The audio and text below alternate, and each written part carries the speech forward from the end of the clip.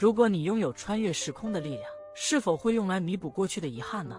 这个29岁的男人就是我们的主角阿雾，他拥有名为重播的超能力，周遭一旦有危险发生，他就能看见蝴蝶。心里紧张一下，接着就回到几分钟前。这天他在送外卖时看到了偏飞的蝴蝶，意识到不妙的他仔细观察了一下，发现了一辆奇怪的货车，司机不知是晕厥了还是睡着了。阿雾一脚油门漂移，掉头跟上去，一路按喇叭想把司机叫醒，可是完全没用。很快阿雾注意到了关键点，只能不停地敲车门，司机还是没反应。关键时刻他抓住了司机，传送门就擦着小孩子的脸飞过去，阿雾自己却躲不过迎面的小轿车。昏迷中他梦见自己小时候，大雪纷飞，红衣女孩特别显眼。醒来后他已经在医院了，旁边是同事小妹的问候。面对小妹的关心，阿雾还是挺淡漠的，弄得小妹直说他神秘兮兮的。但这次他对阿雾的救人行为刮目相看，那司机是心脏病发作死的，幸亏阿雾及时发现了问题，不然那孩子就得去异世界了。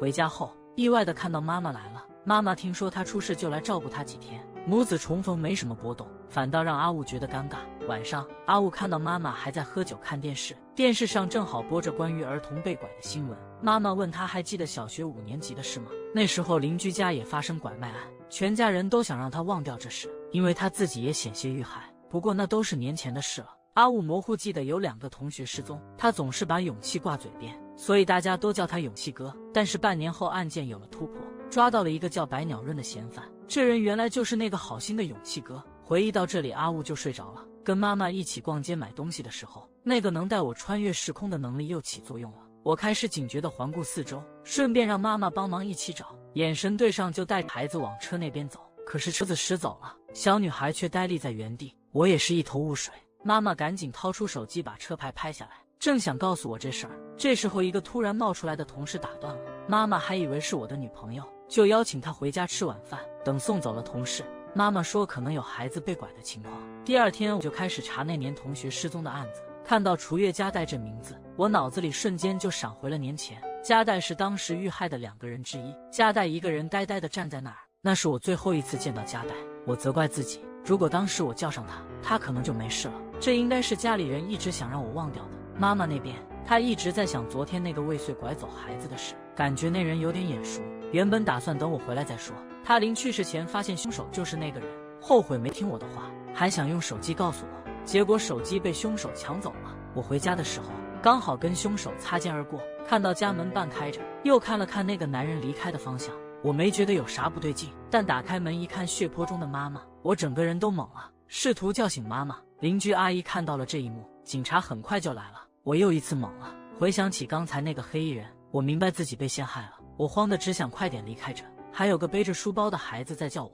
下一秒我就愣住了，时间又一次倒转回去了，居然能让他回到18年前那会儿还穿着小学校服的日子，只因为在人海中多瞅了那一眼，那女人就被坏蛋跟踪到家里，然后惨遭毒手。不止这些，阿雾一回家就被当成了嫌疑人，就在快被警察逮个正着的时候，他那神奇的能力居然让他回到了18年前，还在上小学的时光。虽说不清楚是怎么一回事，但肯定和他妈遇害有关。那一年也正是楚月家代遭遇不幸的时候，他决定翘课回家了。家里的一切都那么眼熟，只是这会儿家里没了妈妈的身影。一想到他妈还活着，阿雾就在门口等着，一边吃着妈妈做的饭菜，不知不觉泪水就流了下来。原来妈妈还在是这么让人欣慰的事，确定是时间倒流了，这次是弥补的机会。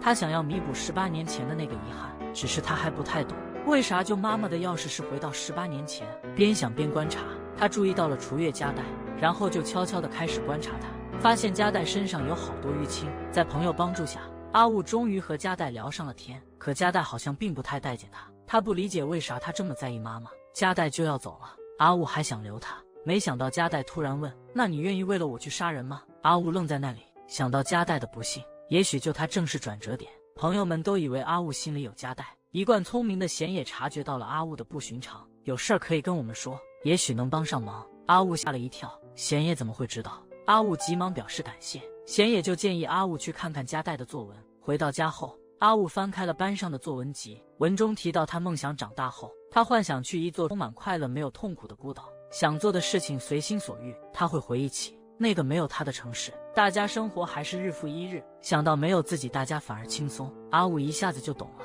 这是加代在求救。阿雾就提议和妈妈说，想请朋友来家里过生日。实际上阿雾就是想更了解加代，就连晚上躺在床上，他想要去尝试以前没尝试过的事情，可能只要救了加代，妈妈的悲剧就有可能不再发生。朋友们看到加代孤单一人走开，问阿雾为啥不追。阿雾很镇定，他不追也知道加代会去哪里。加代一直受母亲虐待，不愿回家，所以他常常一个人在公园里待着。正像阿雾想的，加代今天也在公园。阿雾又一次说想和加代做朋友，尽管自己真的帮不了他去杀人。加代觉得阿雾在伪装，看不透阿雾的真心。阿雾也承认自己在伪装，想要摆脱烦恼。阿雾把生日邀请给了加代，加代显得犹豫。阿雾说加代是第一个被邀请的。加代听了这话放下了心防，他开始关心阿雾。加代问藤沼的手冷不冷，说最近的他变得和善。因为阿雾决定不再对加代说谎，加代害羞地跑开了。那是阿雾最后一次在那里看到加代，这次一定要改变未来。他母亲对他太温柔了，每次家暴他会把他头按在水里，再加上很多冰块，这样去学校脸上就看不出淤青。阿雾因妈妈之死回到过去，意外发现救加代可能是改变未来的关键。当时新闻说加代只有10岁就遇害了，意味着加代那年的生日没能好好过，具体哪天他也不清楚，得确定一下加代的生日。今天有滑冰课，他故意输给同学们，加代以为他又在骗人，所以他没问出加代的生日。他打算偷看资料，结果被班主任逮个正着。班主任一副老江湖的样子，然后就给了他本，发现加代生日和他同一天，都是3月2号。老师叫他好好照顾加代，他看着挺让人心疼。现在确定了，加代那天就遇害了。今天2月19，也就是说还有11天。他去公园找加代，发现人不在，偶遇勇气哥。短聊后，他不信勇气哥是凶手，然后他去了加代家，发现门紧闭，应该没人。他想去后门看看，不小心踩到东西，是加代烧焦的手套，地上散落着书包。他心里一惊，急忙打开旁边的仓库，看到加代倒在那里，只有一件单薄衣物，满身淤青。他温柔的妈妈出现了，问加代怎么到这儿的。他怒不可遏，他妈妈一把把加代带走。他忍不住了，他追加代身上伤怎么来的？加代说是自己摔的。望着加代离去，他说不出话来。加代被妈妈按在水时倒进了冰块，这样脸上淤青就不明显，他妈也不会被揭穿家暴。加代迟到了，他庆幸加代还来学校，就像他妈说的那样，加代的脸上居然一点淤青都没有，那是因为他妈只在周末才会对他动手。老师早就注意到这个问题了，还试图帮助过加代，但他告诉阿雾这事不能外传，因为加代本来就不怎么合群，这要是传出去他会更孤立无援。老师还联系过儿童保护机构，可是每次工作人员上门，加代他妈就带着他出去了，这样一直就没能给加代找到帮助。要是能联系上，就能保护加代了。阿雾知道老师打算等到放假时再采取行动，可是很明显已经等不及了。那天正好轮到加代和阿雾当值，他们要负责收大家的饭钱。可是阿雾突然发现刚收的饭钱不翼而飞，这下阿雾急坏了，哪想到自己这么大岁数还遇上这种事。他立刻去告诉老师，旁边的一个女生马上站了出来，她指加代偷了钱，因为加代从没交过饭钱，她坚信是加代偷的。班里的人都开始怀疑加代，那女生还挑唆让大家搜加代的包。阿雾火大了，结果真的在加代包里找到了那笔钱。看吧，是不是我说中了加代就是小偷？就算没钱饿着肚子，加代也不是会偷东西的人。有同学提出可能有人故意栽赃，那女生倒好像自己是受害者似的哭了起来。老师说今天加代当值，他手里有饭钱也不奇怪。这么一来闹剧就平息了。事后加代跟阿雾表示了感激，并说那女生之前也因为一支铅笔取笑他一气之下就把铅笔给扔了。从那以后那女生就找加代的茬，其实人家只是想炫耀一下家里的圣诞树。加代其实很羡慕。阿雾灵机一动，决定邀请加代一起去看圣诞树，换来的却是加代的白眼。但阿雾还是不死心，把自己的手套给了加代。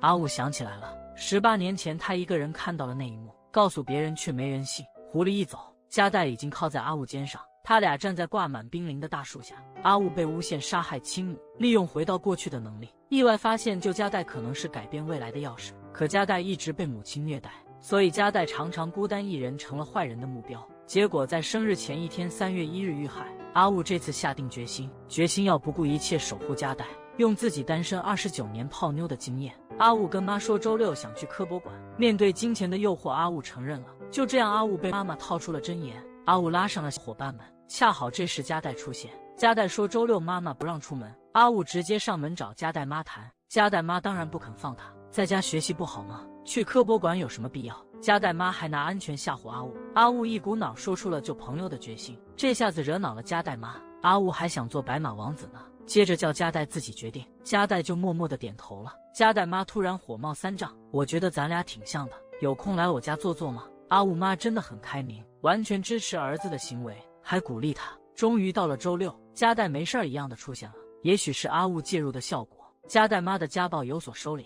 看着眼前的加代，阿雾有种奇妙的似曾相识，甚至猜到了加代要说的下一句。阿雾愣住了，上回他是偶然在科博馆遇见加代，这回是他邀请加代来的。朋友们的加入让阿雾发现自己的努力真的有了变化，因为上次只有他和加代二人，加代这次没有退缩。阿雾高兴得不得了，付出终于有了点眉目，明儿就是月号，这一把赢了就能翻身。同加代一道回家路上，正好碰上加代妈妈刚好回来，阿雾特意声音大喊明早还得跟加代一块上学。第二天阿雾一大早就出发了，直奔加代家，当着加代妈面就牵起了加代的手，甚至进了学校还牵着呢。今儿个怎么着也得让加代不孤单。下课之后又是牵手把加代安全送回家，跟昨儿个一模一样。阿雾大声宣布明天还来接加代，这话是给加代妈听的，也可能是给躲在暗处的人听的。深夜里，阿雾眼睛死死盯着钟表，1个月后，阿雾就这么改写了历史。学的路上，阿雾还在策划今儿的行程，可烦人的是，他跟加代都被老师叫去帮忙了。等他们俩回来时，大家都散了，阿雾就跟加代去买了点东西，没想到一模一样，刚好花了5000块。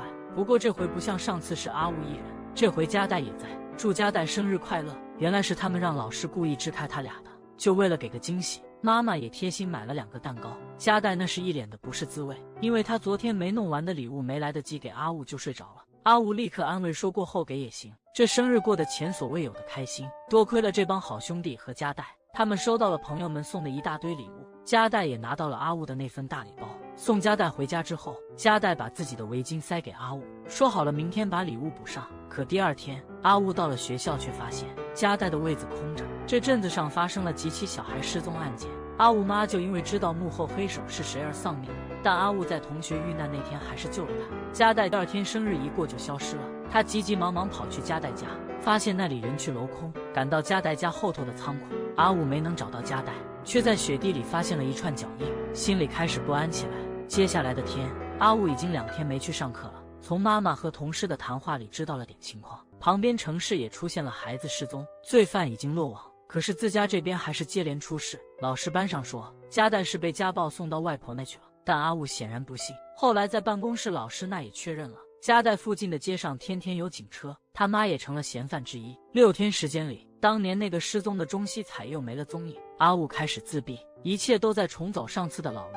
那天阿雾上学路上看见加代妈妈在扔垃圾，她脸上泛出一丝阴险的笑。阿雾过去一探究竟，垃圾袋里全是加代的东西，还有那双没来得及送出去的手套。阿雾崩溃了，想要逃跑，转眼间他又回到了18年后，手上全是血迹，正是妈妈遇害自己被冤枉的那天，他只得逃命去了。紧张地回忆起来，妈妈的手机和包不见了，肯定是他知道凶手是谁，结果被灭口了。本来打算休息的阿雾接到了老板电话，以为事情还没传开，老板应该不知道妈妈遇难，没想到却是一场陷阱。电视上已经开始播报妈妈遇害的新闻，老板趁买啤酒的空档和楼下早就埋伏的警察联系好了，阿雾只好选择逃跑。可他刚翻墙就被人发现，手机得赶紧关了，发愣什么快点啊，不是要逃吗？跳上艾黎的电动车和他一道回了家。阿雾搞不清楚，警方既然已经发通缉，怎么还敢把他带回家？艾黎心里明白阿雾不可能害自己妈妈，他知道阿雾此刻得有多难受。艾黎找出阿雾之前遗落在店里的文件，细细读了那些资料，阿雾这才发现原来加代在3月3号就死了。阿雾看文件里，加代死的年龄写的是11岁，也就是说自己真的改变了历史。阿雾就这么在地板上躺了一晚。艾黎留下一张纸条，上面写着家里人上午10点会出门，晚上8点才回来，还留了车钥匙和自己手机号。披萨店那边有个议员在问店长情况，下班的艾黎跟店长说了拜拜，拿了些东西说要给朋友送去。店长脸红红的，还说可以请客。其实店长心里有艾黎，后来店长追了出来，说是店里有活动赠品送他，又问起阿雾的事，他不信阿雾会那么做，让艾黎见到阿雾要帮忙。艾黎心知店长在撒谎，外头巡查资料的阿雾悄悄回了艾黎家，站在外面的店长看见了，艾黎一把夺过店长手机，质问为啥要报警，不是说好让艾黎帮雾前辈吗？这个一直对艾好的家，阿雾又躲回桥洞里去了。聊着聊着才知道，艾黎其实住的是舅舅家，自己一个人从乡下来这读高中，只好暂住舅舅家里。阿雾纳闷艾黎为啥这么信任他。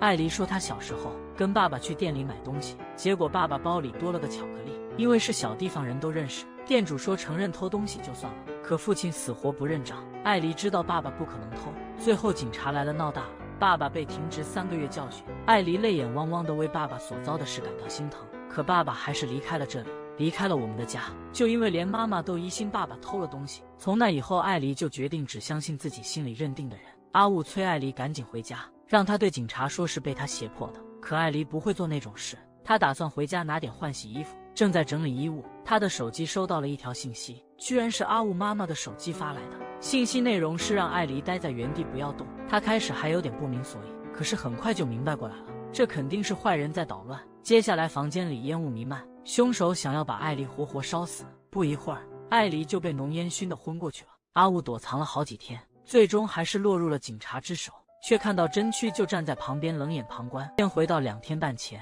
艾黎帮阿雾逃跑之后，因为小时候爸爸离家的经历，他决定信任阿雾，结果准备私奔时家里却接到了凶手的信息，转瞬间家中火光冲天，凶手想要将艾黎烧成灰烬。幸好阿雾担心不已跟了过来，他闯进火海发现了昏倒的艾黎，一个昏迷的人对阿雾来说也是沉重负荷。艾黎恢复了一点意识，偷偷把手机塞进了阿雾口袋里。就在这时，喜欢艾黎的店长也不顾危险进了火场，店长示意阿雾从后门逃走，阿雾决定让店长扮演英雄救美，自己则远离艾黎保护她安全。阿雾明白这一切都是凶手的手笔，看着手机里的那条信息，他立刻明白凶手又想栽赃给他，也懂得了艾黎是真心为他好，或许凶手就隐藏在我们身边。阿雾联系了妈妈的记者朋友，朋友也相信阿雾妈妈绝不会养出杀母的儿子，原来妈妈早就给他打过电话，原本想约个时间面谈告诉他真相，可是太晚就被凶手害了。后来记者又跟阿雾聊了聊关于加代那年惨遭杀害的事，事情是在3月2号那天，就是那个生日派对的晚上，加代就这么在杂物间被冻死了。警察一直以为是代妈把尸体藏起来了，但其实在晚上10点到11点的时候，加代就不见了。代妈3号中午12点半报的警，后来勇气哥被冤枉顶了这个罪，因为雪地上的脚印跟勇气哥家的鞋印一模一样。警方还把作案手法公布了，先拍照，然后用冷冻喷雾把加代冻死，最后趁天没亮把尸体送回杂物间。阿雾怎么也不信勇气哥会做出这种事。就在加代和另外2个孩子被害的时候，隔壁城市也发生了类似的案件，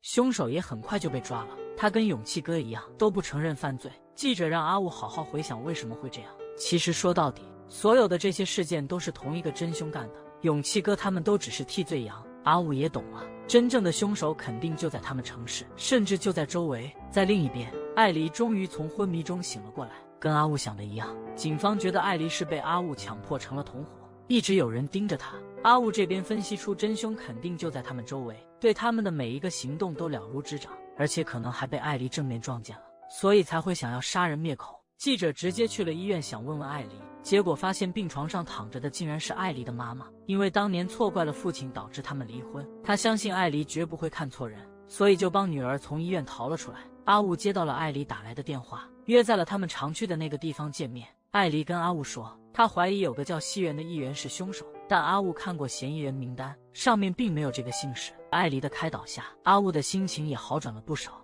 遇见艾黎真是太好了。其实艾黎一逃跑就盯上了，就这么回事。阿雾因为杀人纵火的嫌疑被警察抓了起来，雾前辈我错了，肯定是我把他们给带来的，我还承诺了会自己一个人来。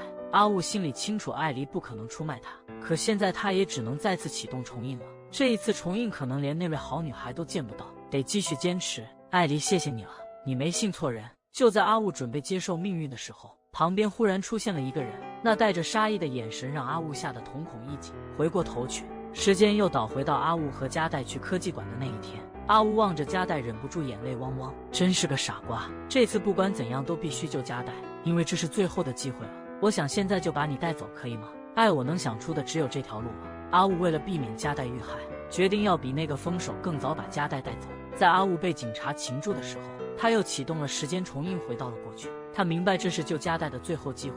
今天还是2月29日，明天就是加代的不幸日子了。贤也敏锐地感觉到了阿雾的不对劲，甚至问出了阿雾身体里究竟是谁。他早就注意到加代身上的淤青了，但突然有一天发现阿雾对加代异常关心，让自己看起来简直冷血极了。雾，你到底是谁啊？我是啊，正义的小伙伴，这就是我要做的。阿雾把加代可能遇害的事告诉了贤野，作为最铁的哥们，贤野信了并且支持阿雾。放学以后，因为加代明天可能就会遇害，他得去弄清勇气哥的真相。通过交流，了解到勇气哥其实只是碰巧遇到加代，结果就成了凶手嫁祸的目标。来到了少年宫，阿雾居然发现历史被改写了，上回是下棋的情节，这回却换成了躲避球。接着就如同上次一般，在阿雾的介入之下，加代顺利躲过了3月1日的死神之约，接着迎来了自己的生日3月2日。这一回非得让加代安全度过今夜，这样就能借助警察打造铁的不在场证明。阿雾这次把目标对准了代妈，只要他不见了，加代就能继续活着。正当他打算把代妈推下楼梯的时候，消失就行了。冷静点，雾，要是他真挂了，不是更麻烦？贤野这些天都在跟踪阿雾，一切按照阿雾的计划进行。勇气哥家里出警了，紧接着阿雾向贤野说明，无论如何都要保护好加代，即便自己可能会被捕。最后他们商讨出了一个绝妙的计划，就是在加代被害之前把他绑走。他们赶到了秘密基地，是辆废弃的大巴车，是贤野发现的极佳藏身之所。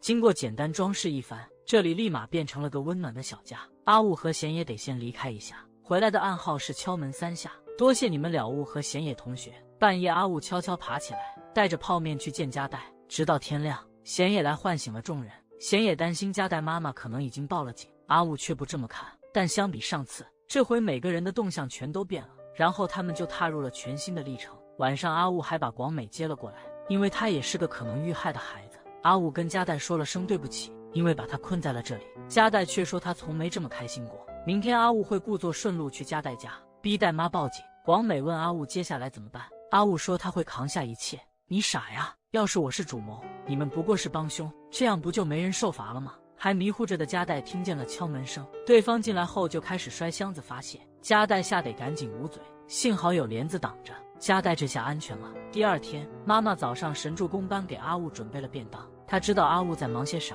加代吃完便当，看到阿雾妈留的纸条，因为加代3天没去学校，阿雾说他去加代家也没找到人，旺主任说自己打了好几次电话都没联系上。阿雾提议报警，阿雾乐坏了。晚上，班主任和儿童中心人来到加代家，还是没找到人。班主任冒着被告的风险进了家里，发现电暖气还开着，证明加代妈是他们敲门时跑的。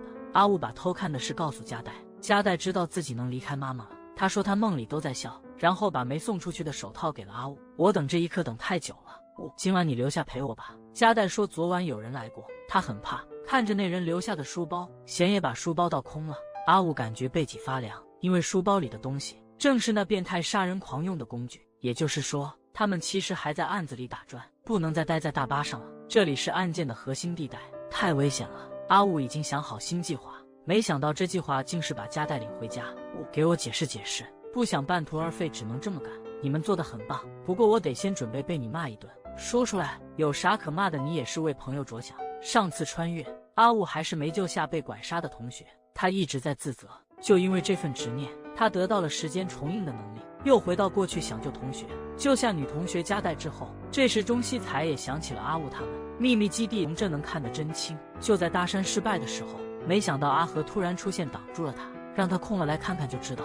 就这么直接把中西彩秘密基地可是男人的情怀吓跑了。第二天放学，他们就来到了秘密基地，从这能看到中西彩动静。想到昨天失策，阿雾头就疼。突然，我来你们基地是因为无聊，没想到中西彩你这样的。阿和中西彩关系搞得挺好，这下不怕他落单了。美最近都是和阿雾他们一起上下学，所以也被保护起来了。但阿雾心里清楚，凶手突然少了3个目标，肯定得找新替死鬼。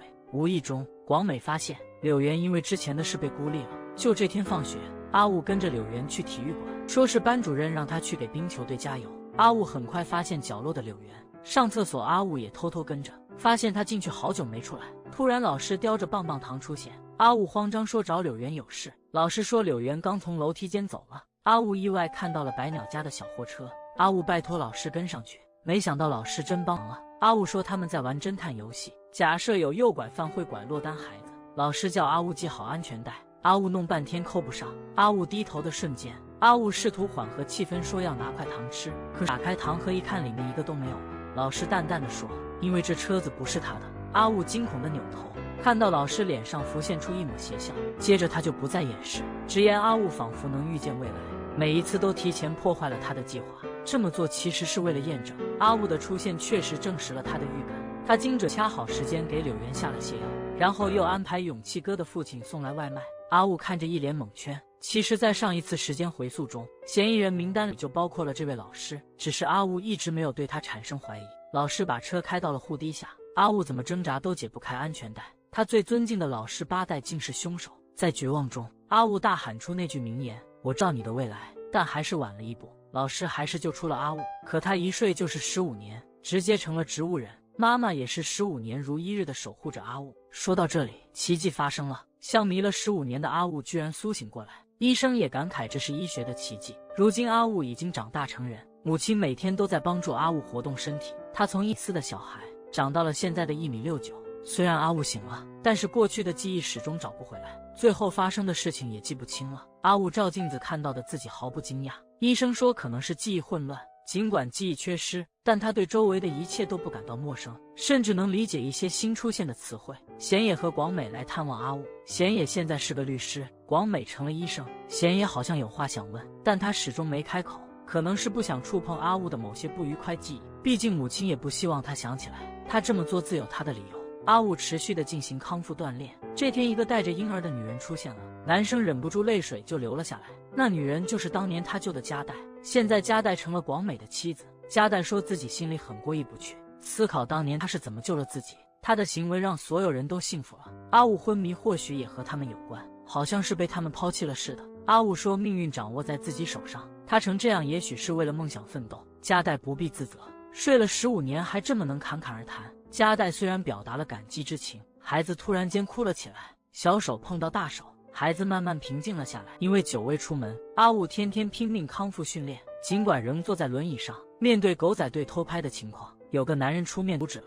和阿雾关系好的小女孩认出了这个男人，多年过去，男人也变了。他说自己是阿雾的班主任，同时也成了议员的女婿，但阿雾对这个男人没印象。又过了一段时间，男人以躲避狗仔队为由，建议从别的路过去。看着男人敲打轮椅的手指，阿雾忽然像是想起了什么，然后他就被推到了天台。男人还在那里絮絮叨叨，阿雾突然开口说，就在他和加代孩子的接触那一刻，他的记忆已经恢复，记起了救加代的情景，还有救彩和广美以及柳原的经过，想起了班主任入代实际上是幕后真凶。这段时间他其实都在装糊涂，早点时候他就知道了，而且入代15年的公诉期已过，不能再追究责任了，都是因为小时候的英雄行为。贤野终于当上了律师，广美也成了医生，经常来医院看望他。八代明明急得不行，他在想为啥阿雾知道自己的阴谋。八代瞄见阿雾手伸口袋里，一下子就抢过了阿雾的手机，发了条遗书：妈妈，要是不吐真言，那个小女孩就得手术台上走了，你的指纹会留在药袋上。阿雾看起来倒是无所谓。阿雾接着说，这一局他是赢定了，救了那么多人。但阿雾还说，你不是没做过这事吧？因为你离不开我，我就是你活下去的理由，我还能赢。推着轮椅直奔护栏，最关键的那一刻，八代还是抓住了阿雾。年对他只是弹指一挥间，对你可是一辈子。八代这年天天盼着阿雾醒，就在他也要跳的时候，发现阿雾他们早设好局了。八代因谋杀未遂被抓了。阿雾虽然失去了年，但这个没有他的城市给了好多人新的希望。这一次轮回，阿雾终于成了漫画家，作品也被搬上了荧幕。阿雾恢复后去看望勇气哥，现在他也有家室了，和几个老友聚聚。他回到了那座老桥下，艾丽也在大学找到了他。经历磨难，他们总算和心爱的对方在了一起。